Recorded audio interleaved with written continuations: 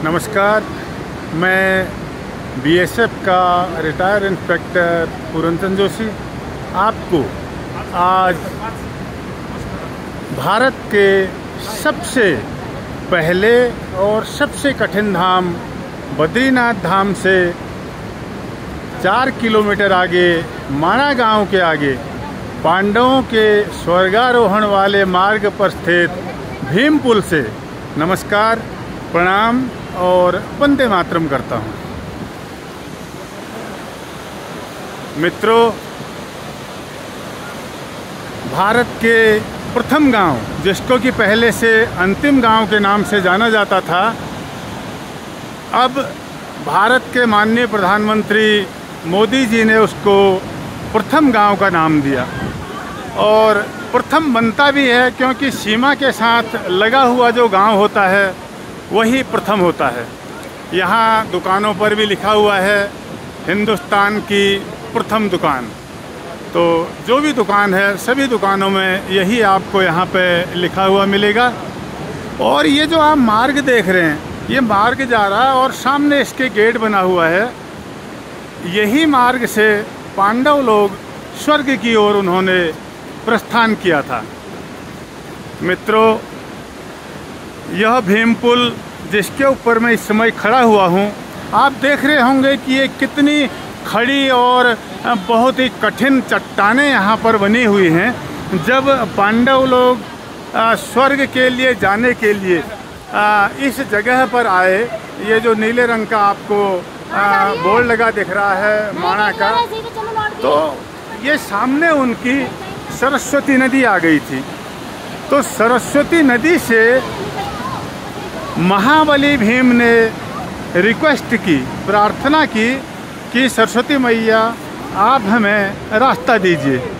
लेकिन सरस्वती माँ ने रास्ता देने से इनकार कर दिया और इसी गुस्से में आकर के भीम ने ये चट्टानें, ये जो आप ये चट्टान देख रहे हैं जिसके ऊपर मैं खड़ा हूँ, और ये दुकान भी इसी चट्टान के ऊपर लगी हुई है, ये बड़ी बड़ी 2 चट्टानें उन्होंने यहाँ पर नदी के ऊपर डाल करके और रास्ता बना दिया। और फिर वो इसी के सामने स्वर्ग की ओर यहाँ से प्रस्थान कर गए थे। सामने वाला गेट जो कि आगे यहाँ पे वसुधारा आती है 6 किलोमीटर आगे, वहाँ के लिए जा रहा है। और पांडव इसी मार्ग से स्वर्ग को गए थे। और आगे वसुधारा जो कि एक जलप्रपात है, यानी कि झरना है, उस झरने के पास लोग जाते हैं और सभी के ऊपर कहते हैं कि उसके जो छींटे हैं, पानी के धाराएं हैं, नहीं पड़ती हैं। जो आदमी अच्छा है, जिसने अच्छे कर्म किए हैं, पुण्य जो करता है, दानदाता है और मानवता वाला, उसी के ऊपर उसके छींटे पड़ते हैं, आम लोगों के ऊपर नहीं पड़ते हैं। और इसी पुल से 500 मीटर आगे माणा गांव है, उसी के ऊपर गणेश गुफा और व्यास गुफा भी बनी हुई है। कहते हैं भगवान व्यास ने महाभारत की और सभी पुराणों की रचना गणेश जी से यहीं पर व्यास गुफा के पास लिखवाई थी। और जब भगवान गणेश को व्यास जी की आवाज़ सुनने में सरस्वती नदी के शोर के कारण दिक्कत आ रही थी, आप अभी भी सुन रहे होंगे सरस्वती नदी का शोर बहुत ज़्यादा हो रहा है, तो जब उनको दिक्कत आने लगी तो भगवान गणेश ने सरस्वती से कहा कि हे सरस्वती, आप अपना शोर थोड़ा कम कर दीजिए ताकि मुझे लिखने में आसानी हो। लेकिन सरस्वती इस बात को नहीं मानी और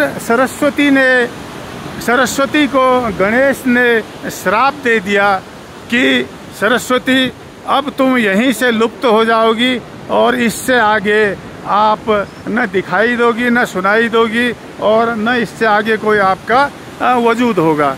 तो कहते हैं कि सरस्वती यहीं से लुप्त हो गई थी। और उसी के पश्चात गणेश जी ने व्यास जी के मुखार बिंदु से सुन करके वेदों की रचना की।